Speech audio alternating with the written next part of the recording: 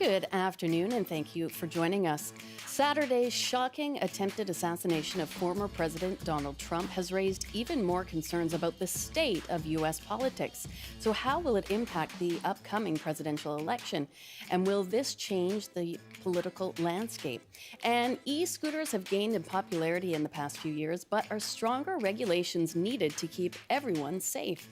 I'm Amy Bell, in for Michelle Elliott, and this is BC Today.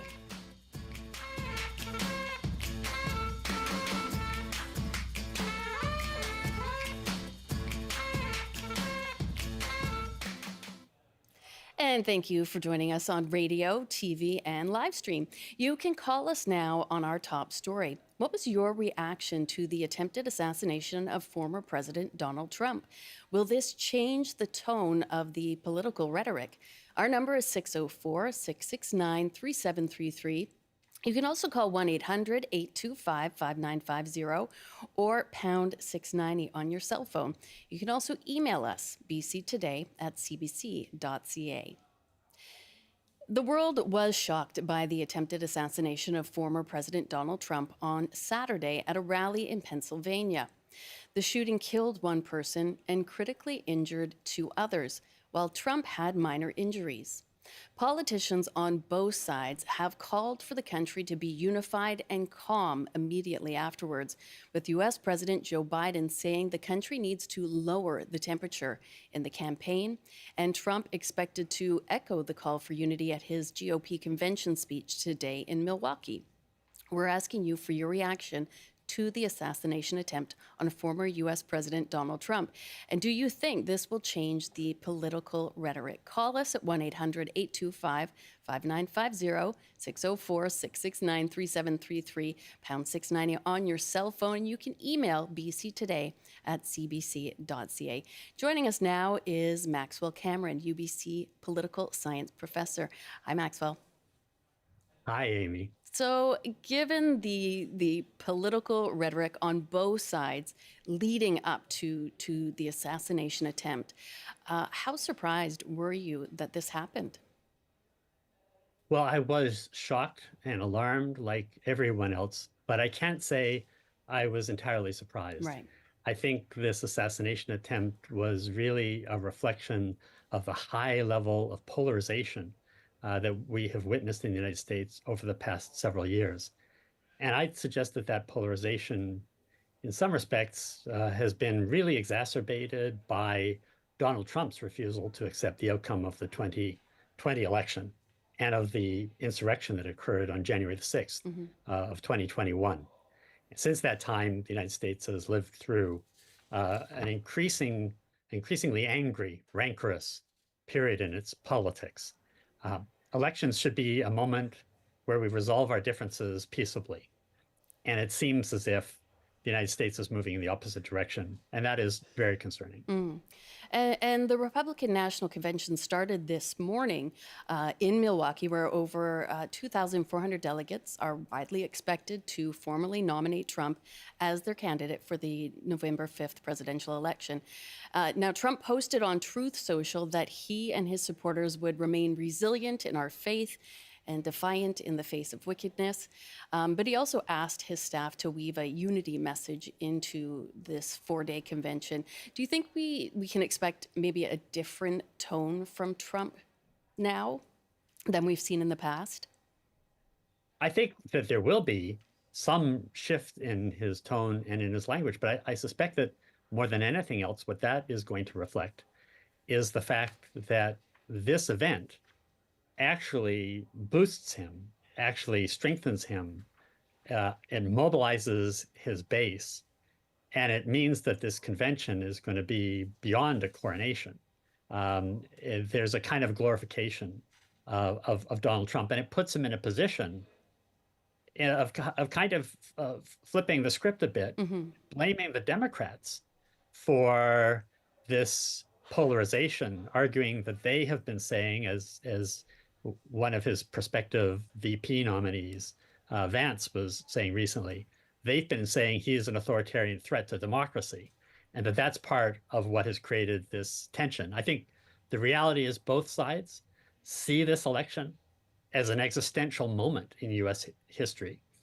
Both sides fear that if the other side wins, they're going to lose their country, at least as they know it, Right. that their very way of life is at stake. I don't think that sense of high stakes is going to in any way be diminished. But I think this does strengthen Trump and the Republicans. Do you think this would be enough to gather more support for Trump? Perhaps somebody that was planning on voting for the Democrats, would they now perhaps feel that the Republicans are a better option for them? Well, I think it's remarkable that this comes just at the moment that the Democrats are coming to terms with what seems to have been a very significant miscalculation on their part in terms of the capacity of Joe Biden to lead the party into an electoral victory. And I think that what this tells us is that in some sense, the strategy of the Democratic Party has been, this is an election like any other. We represent a return to business as usual. We respect institutions. We respect norms and principles, and we're going to simply run on a record of policy successes. And what that forgets or ignores is that Trump isn't any election candidate. He is not running to have the Republicans occupy the White House, the Congress, and influence the courts alone. He represents a movement to transform, to fundamentally remake the United States system. He's the head of an organization, of a movement that is frankly insurrectional and wants to change the system. And there's an energy behind that, which I think that the Democrats lack. And so it does seem to me that this combination of Trump able to show himself in that extraordinary photo of Trump with blood coming down his face, saying, fight, fight, with the American flag behind him, bloodied but unbowed on the one hand, and the perception of the Democrats as scarcely able to get behind a single candidate for this election. I think that's a remarkably unfavorable position for the Democrats to be in, Right. and a very favorable one for Trump. We've got a call now from Scott at Cowichan Station. Hi, Scott. How are you? I'm very well. Thanks Beautiful. for joining the A show. Beautiful day, beautiful weather. It is a gorgeous day. How did you feel about the events that took place on Saturday? Frankly, not surprised. No. And I have heard other people say you reap what you sow, and the reversal, the turning the tables on the Democrats, this Republican rhetoric about how this has been the lunatic radical left wing that has done this. The young man that did the shooting was a 20-year-old white Republican, and I think that's being lost. What I just think it's devastating. It's just another step on the road to the decline of the American empire, and it's becoming the American empire under Donald Trump's 2025 Heritage Foundation blueprint for. I'm Canadian. I know what fascist means. The Americans don't seem to, but and what's most upsetting about Butler, Pennsylvania, for me, is mainstream media talking about how horrible it was. The children were there. It was supposed to be safe. What were people taking children to a Trump rally for? To hear his lies, his projection on everyone of his own contemptible character. And then the AP photographer that caught what is now being referred to everywhere as the iconic photograph of Donald J. Trump, his fist pumping in the air, his adopted fascist salute, it was a Black Panther salute, if folks still remember. He's adopted it. It's his fascist salute, blood on his cheek, fist pumping, and now this is the iconic picture of Donald J. Trump. It's such a shame. Such a shame. And that's it. And I appreciate that very much, Scott. And yes, it is going to go down in history as one of the photos that have been taken. It is now 12:16, and this is BC Today.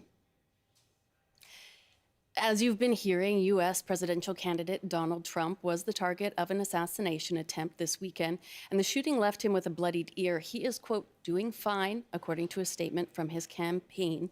One attendee was killed and 2 were critically injured at the rally. Matt Robertson is a deputy prosecutor and is running for a seat within the Washington state legislature as a Republican, and he spoke with Early Edition host Stephen Quinn this morning. Assassinations are not a new thing, of course, in the United States. I mean, all the way from Abraham Lincoln to, John F. Kennedy to, and then attempted assassinations, Kathy Lee Gifford, I think of, and others. I mean, is this different somehow? I think this one is probably more in the continuation of the Gabby Lee Gifford and the Steve Scalise shooting from 2017. It's and again, we don't exactly know the motivations of the shooter. James Garfield was killed in the 1800s by a disgruntled guy who didn't get a federal job, so we don't know yet.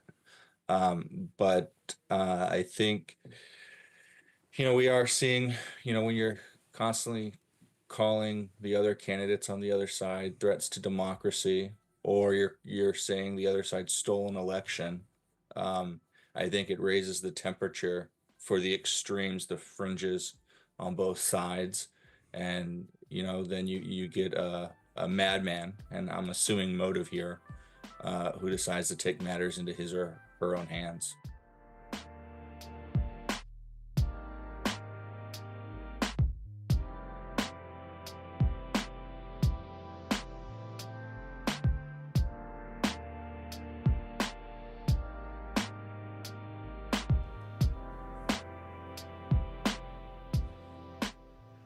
And we're with our guest, Maxwell Cameron, UBC political science professor, and we're asking you for your reaction to the assassination attempt on former U.S. President Donald Trump. And do you think this will change the tone of the political rhetoric?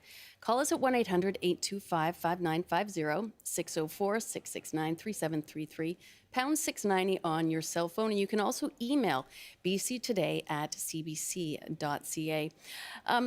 Maxwell, it hasn't been proven that there was, a political motive in the assassination attempt. But how does this position President Biden, when it comes to calling out his rival on matters like the January 6, 2021 attack on the U.S. Capitol by Trump supporters? Yeah, I think it's important to recognize that the person who did this was probably deeply disturbed. I understand was perhaps bullied at school, which of course in no way is to justify this, but there is a mental health crisis. And there is a gun crisis. The United States is among high-income countries, the country with the highest level of gun violence, and there are mass shootings literally on a daily basis. That is, on average, more than once a day in the United States. And so there's a context of violence in the United States, which is, I think, very troubling. I think the idea that you could now blame this on the Democrats and say, well, you have contributed to this polarization by pointing to the risk of a Trump presidency in the context of a recent decision by the Supreme Court that essentially says that a president in the conduct of official duties can't be held criminally liable for anything that he or she might do. The possibility of an extraordinary concentration of political power, weaponization of the bureaucracy of the justice system, and knowing the kinds of policies that Trump implemented in the past around the border, separating children from their families at the border and that sort of thing. I don't think that the Democrats can now say, well, in the interest of greater civility, we're not going to be as critical of Trump. They have to be critical. The Republicans have a remarkable capacity of blaming or attributing to others exactly the qualities or characteristics that they themselves embody. And so for that reason, I don't see there being in the short term or in the context of this election, much of a shift away from that polarization. I think that the polarization, what we know about polarization around the world, says that the way that polarization is resolved is by resolving the underlying conflict. And we are a long way from being in that kind of position, unfortunately. We'll take a call now from Tim in Kamloops. Hi, Tim. Thanks for calling in. Yeah, hey, no problem. Because this is already, my question to your guest is because this is already a gong show already down there, is what could happen if possibly, because if I'm correct, the president wins with the Electoral College, not the popular vote. So if that is the case, is there ever a possibility, and in this case it would not surprise me as nothing has so far here, if you're of a certain age, this is what's coming, but could there be a tie in the Electoral College, and therefore you're even going to have more drama like you wouldn't believe, is that possible? Bye. Thank you for that, Tim. And Maxwell, I will leave it to you to answer him. I think that there is a very real prospect of continuing violence. I don't think that many of us, I also am of an age that I can remember previous assassination attempts, for example, on Ronald Reagan.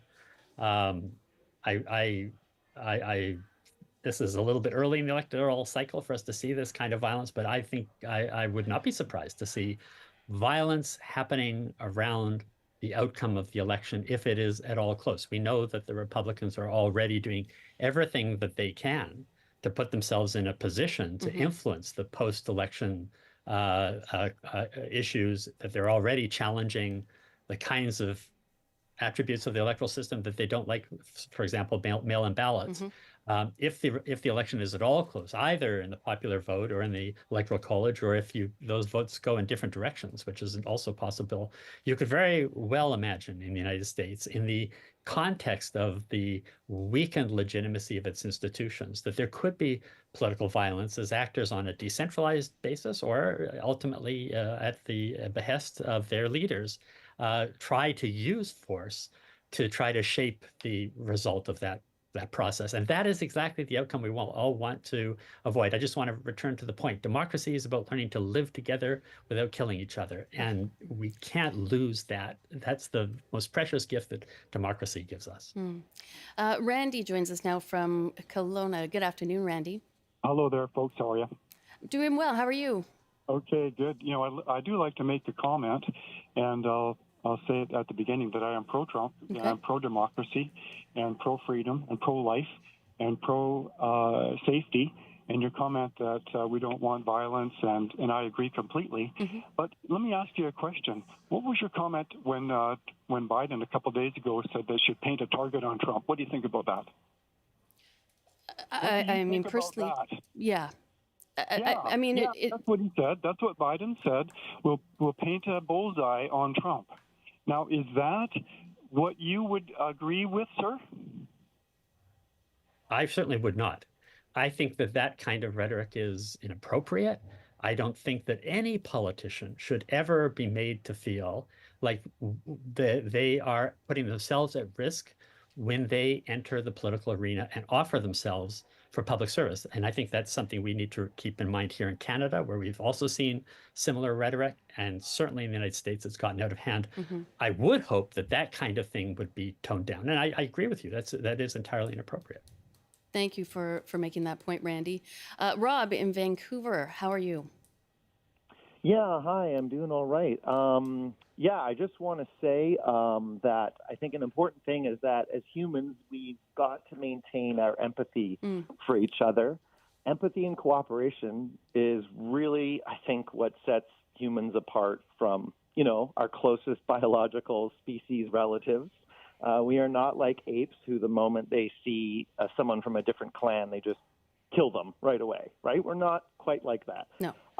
So it's so important to just remember that, to not view others as someone we need to, just eliminate or attack or be fearful of. And empathy, that it extends to the shooter, which is something, unfortunately, the media doesn't talk about. I think he's a 20-year-old, so young, apparently bullied, not a lot of life experience and maturity, and made the wrong choice of action for sure. But it's such a tragedy that he did this, and now he's dead. Empathy for Trump. The man got shot in the ear, millimeters from his head. I mean, whether he's conscious of it or not with his bravado, that's traumatic. And it's traumatic for his family. And I do want to echo that, the Democrats and the Republicans have both said things that make the other side sound really terrible. Personally, I do think Trump has gone further than Biden, because he does say things like, worst president ever, most corrupt president ever, he's ruining our country. Biden has mostly talked about a threat to democracy. Unfortunately, with our language, we use these metaphors like fight, bullseye. Everyone should be more careful with that. Yeah. I'm honestly surprised in a way that Biden wasn't the one who got a shooting attempt at him first, because I do think the Republican rhetoric from Trump and everybody else has been more hyperbolic and more like this, Biden's the worst, than the Democratic side. But both sides, rather than pointing fingers, should just take accountability and really be careful with their choice of words and try to stick to what they know and what the facts are, and maybe instead of saying Trump's a threat to democracy, just say Trump said this and I don't agree with that, right? Just like, let's maybe everyone try to be a bit more factual. And thank you for making that point. And yeah, it is incredibly tragic that this 20-year-old was in such a mental health crisis that he felt this was the best course of action. And we have to think about the people whose lives were lost there.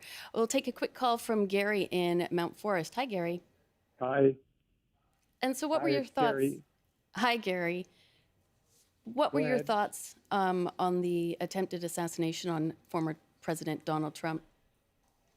Well, my brother just told me the other day that Donald Trump was going to get shot, and I just thought, well, he's too well protected. But anyways, they tried to assassinate him, and my reaction was, just watching your show, is that every day 2, 3 or more people shot up, and they call this a mass murder in the States. And it's really disappointing that it took a politician to bring them all to jump to attention. They overreact for Donald Trump. The media overreacts. The president jumps in and helps.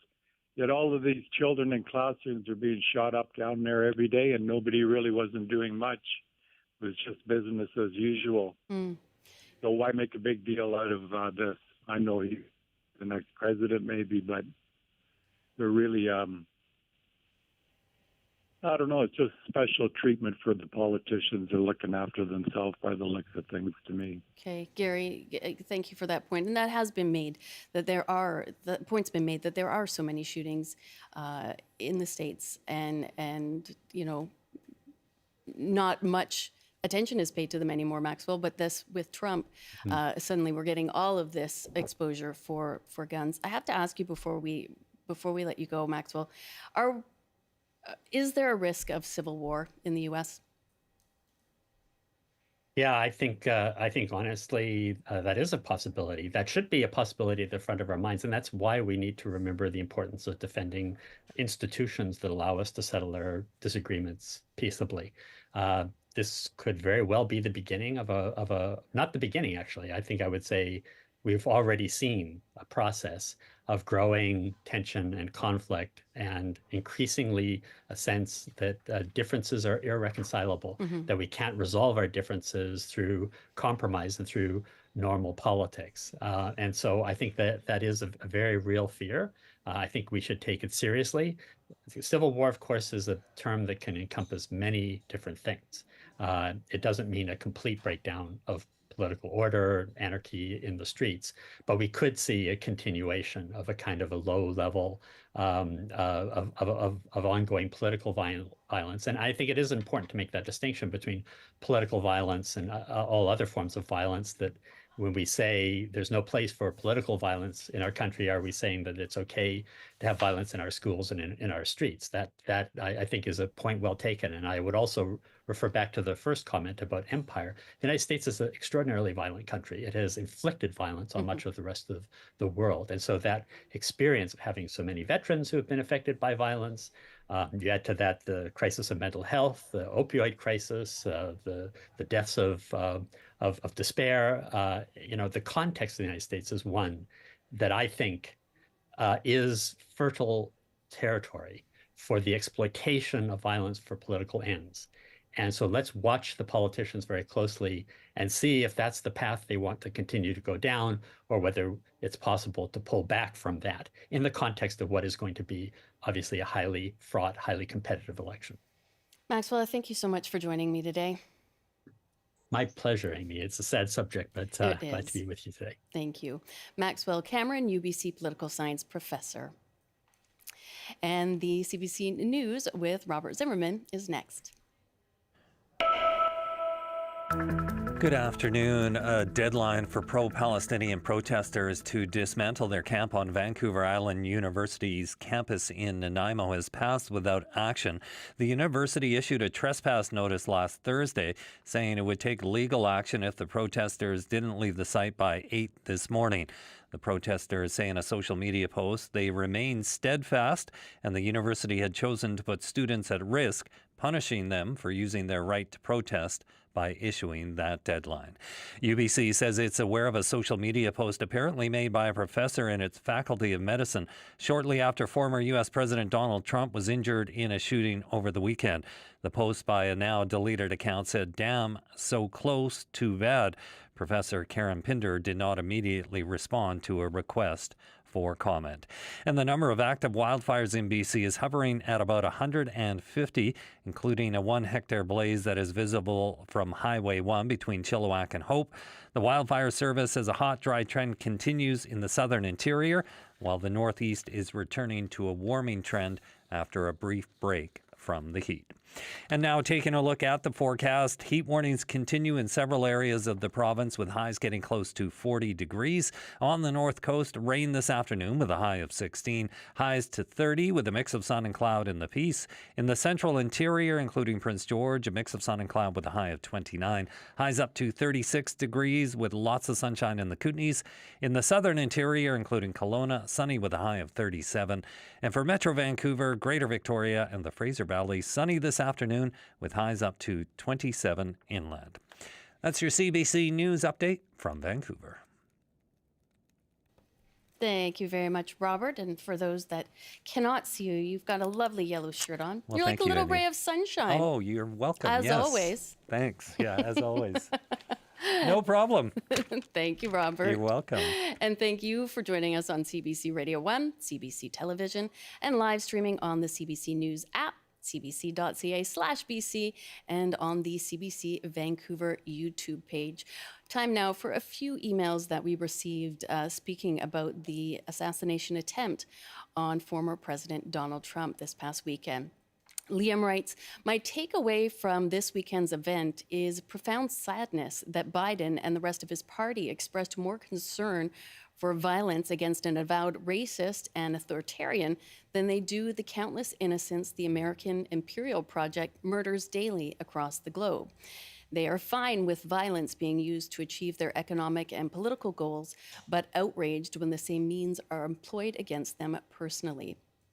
Adrian writes, "One of the things that is upsetting me is that many of the media, including CBC, sadly, seem to be saying both sides need to turn down the rhetoric. It isn't both sides. One side lies, denies an election result, tries to foment an insurrection and calls people vermin, while the other side simply states the facts.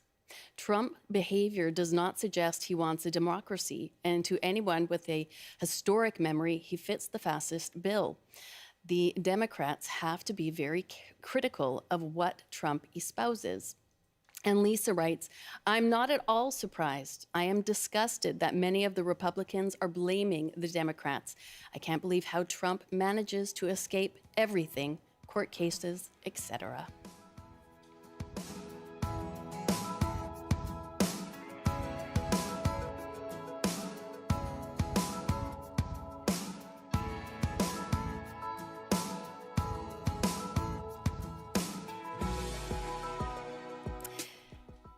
E-scooters and personal EVs have gained popularity in recent years, with riders zipping around cities on both roads and sidewalks. Since 2021, when a provincial pilot was launched allowing the use of privately owned scooters in certain BC cities, more and more people are choosing personal EVs as an alternative to driving or taking transit. But how safe are they for riders and pedestrians? We want to hear from you. Why do you ride an e-scooter? And do you feel safe with personal EVs such as scooters on the roads or sidewalks? Call us at 1-800-825-5950, 604-669-3733, pound 690 on your cell phone, and you can email bctoday@cbc.ca. Joining us now is Vancouver City Councillor Sarah Kirby-Young, who worked to bring a shared e-scooter program to Vancouver. Hi, Sarah. Thanks for coming in. Hi, thanks for having me. And we're also joined by Rena Meyer-Dries. She is with the pedestrian advocacy group Walkers Caucus. So hello to you, Rena. Hi, glad to be here. So Sarah, I'll start with you. You've been a very vocal supporter for e-scooters. What about them makes them such a good alternative and one that you would like to, sort of push forward and see an expansion of? Yeah, I have been championing e-scooters for a few years now with the last council and then with this one. So the last motion was 2 years ago. And now we're moving forward. I think for me, it really delivers on several things. One is affordability, which is increasingly challenging for people. And so this is a more affordable option for folks. It's also a green, sustainable mode of transportation, which is really important as we're working to reduce our GHGs. I think also I like the fact that the shared e-scooter services provides more ability for more control over how the e-scooters are used. So things like the ability to control speeds, which you can't do with the privately owned ones, can be a complement to transit in terms of that first and last mile. Some neighborhoods are less served or underserved by transit. And so I think it delivers on a number of sort of city objectives that we have. And Rena, what are some of your, you're with Walkers Caucus, which, sort of advocates for the safety of pedestrians. What are some of your biggest concerns when it comes to e-scooters? Oh, we're just going to have to try to reconnect with Rena. It appears that we've lost that connection. I will ask you, Sarah, while we're just waiting. I know that there's regulations, there's rules. They're not supposed to be on sidewalks. People are supposed to be wearing helmets when using e-scooters. But it's very common to see them being used on sidewalks. There seems to be this sort of almost gray area where people aren't sure what the rules are and how to enforce those rules. Is that something that we really need to put a greater focus on, making sure that there are, clear boundaries of where people can go and how they can stay safe? Yeah, so a few things on that. So where they can go is set by the province. So the province has enabled them to be ridden on regular roads now. And so that's not a City of Vancouver sort of choice or jurisdiction. That's set by the province.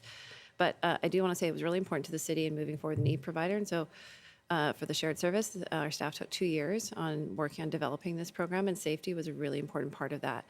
And the technologies these scooters have developed will really enable a lot of things. So the new Vancouver system, which will be operated by Lime, has several features built in for safety. One is things like helmet selfies. So you have to take a picture of yourself, right? And upload that helmet selfie to take off. Another one is something like training rides. So a lot of, if people are going to have an accident, usually if they're brand new and they don't know it. So for training rides, you can set lower speeds for those, recognizing you've got a novice rider. Also things like sidewalk detection, right? And again, can identify somebody's being a bad rider. And you can set slow zones or no-go zones as well. And so that's sort of some of the features that you can have with a shared service when you can't control necessarily how somebody's operating their private device. Right. We'll take a call now from Tasha in Vancouver. Hi, Tasha. Hi, thanks so much. I've been waiting for this topic. Oh, okay. It definitely generated a lot of sort of talk amongst the office. I just got into the car and I heard this. So this is what I want to say. I'm a pedestrian in the West End. And I'll tell you, I'm scared to death every time I'm out on the sidewalk walking my dog. It's a free-for-all out there. And what are the rules? Like, hey, is this the new reality? Everyone gets to have wheeled devices on the sidewalk. And if you say anything, I'm walking my dog. I have grandchildren. You know, I'm not the only one. We're a really mixed community of all ages and abilities. And if you say anything to somebody on a scooter or an e-bike or a delivery person, you take your life in your hands. And what's up with that? So it's lawless out there, Sarah Kirby-Young, and all you counselors or provincial or whoever. How is that fair?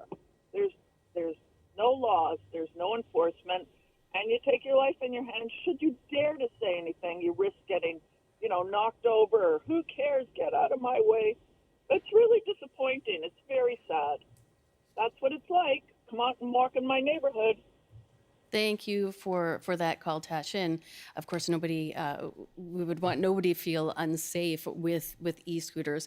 There does seem to be a huge push for them in the last couple of years. Obviously, they're gaining a lot of popularity. Is it a possibility that they've sort of grown too fast, and people's knowledge of them and the regulations around them haven't sort of kept up? Because if we see more and more, it does seem like there's going to be less and less ability to safely share the roadways.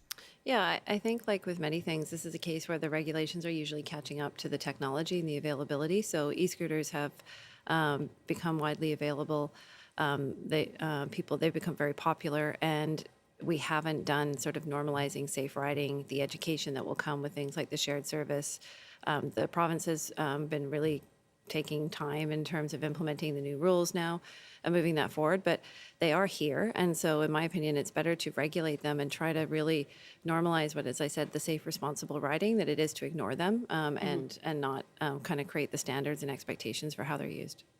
And we've actually been able to connect with Rena by phone. Hi, Rena. Thanks for joining us again.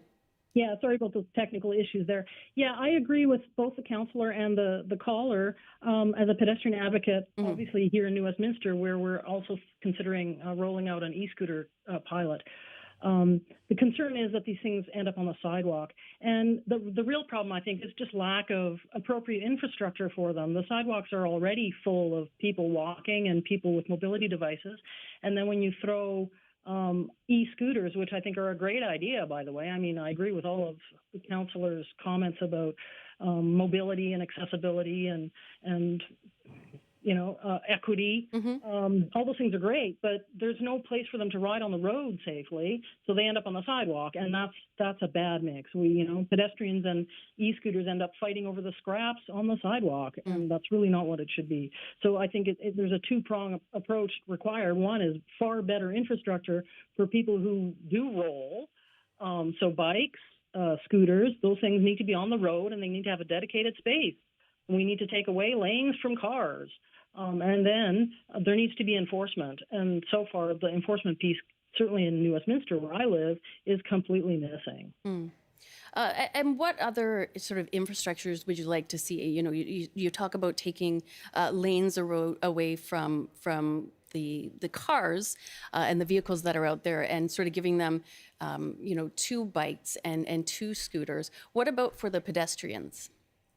I think if you remove, in many cities, I think certainly in the West, we're starting to see programs of widening sidewalks and giving pedestrians more space.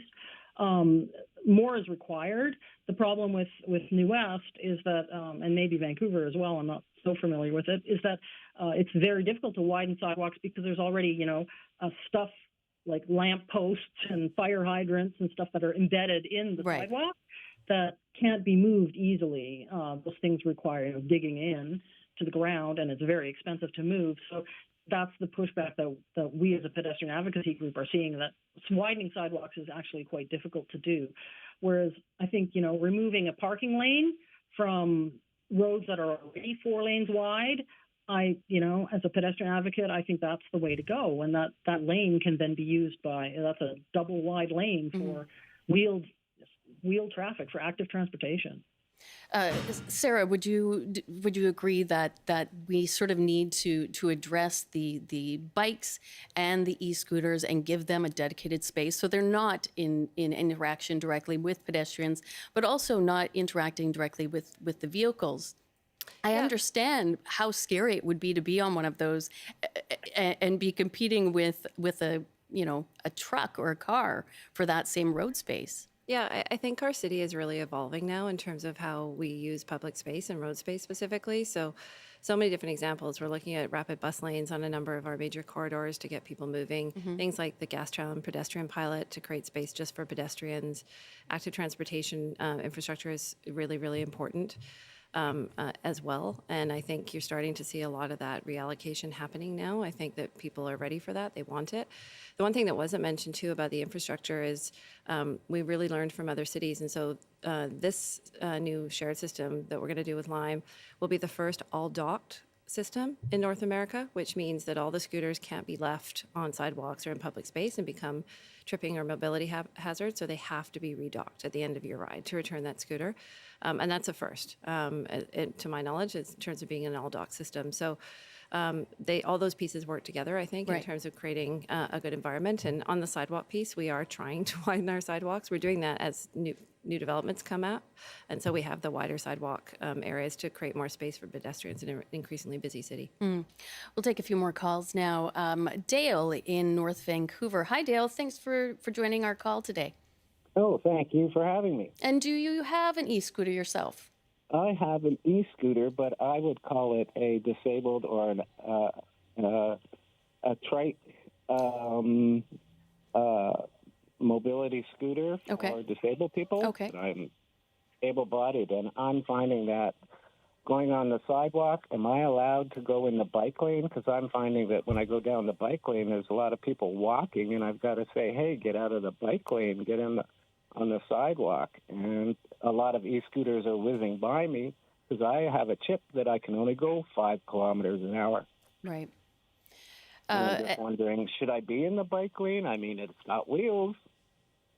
It's tough, and that seems to be a complaint that we hear, from both sides. We hear this from pedestrians. We hear this from the scooter riders themselves, is they just don't know exactly what the rules are. Yeah, so the answer for scooters is yes, they should be in the bike lane. The new provincial guidelines and treats e-scooters exactly the same as a bike. Right. So in terms of that, so the same rules of the road for cyclists apply to e-scooters. So that's wearing the helmet, that's riding in the bike lane, not being on the sidewalks, et cetera.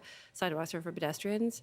Devices are for roadways and active transportation bike lanes. In Vancouver, if you are, riding a scooter on the sidewalk, will you get a ticket? Is there any enforcement to these rules? Yeah, so police do have the ability to enforce. Obviously, they have a lot going on and they're busy. Sure. And I think that's one of the reasons that we hear people frustrated that they're not seeing those tickets handed out. I think the education piece that I mentioned earlier is also super important. That's one of part of the agreement that we have with the share provider, that they're going to have things like educational sessions on the app. They'll be doing public sessions. They'll be working with partnerships or hosting sessions at community centers, that kind of thing. The city will actively, as we roll out this service later this summer, really be doing that public education piece. And hopefully that will also combat the bad behaviors, but there may need to be some targeted enforcement as well. Okay. And Rena, do you agree that there needs to be a bit more sort of a step up in the enforcement of any of these rules? I agree with that. And the good thing is that now that this has gone provincial, so it's not a bylaw enforcement thing anymore by the city. It's actually the police forces now have the ability to hand out tickets, which is a great thing.